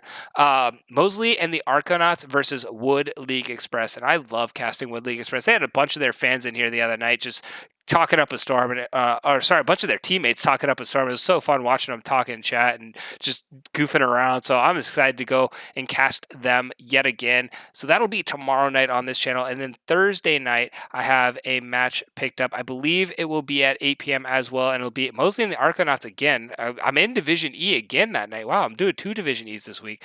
I'm so excited to go back to Division E. I'm doing 2 of them against Phoenix Rising Amethyst. So that'll be at 8 p.m. Pacific time, 11 p.m. Eastern, and then that will be it probably for the casting. Maybe pick one up on Saturday, depending if one even gets scheduled. There's no schedule on Saturday, but Friday night, wife's birthday. Gotta go enjoy and take a night off. And I'm taking Wednesday night off as well to just spend a little bit of time with the family. But that is it for me tonight. Have a fantastic night, everybody. I hope you enjoyed the show, and hopefully I run into you on the Nexus, whether in an ARAM or in the Storm League. But that has been it for me tonight. Have a wonderful night, and I'll see you all here tomorrow. Good night, all.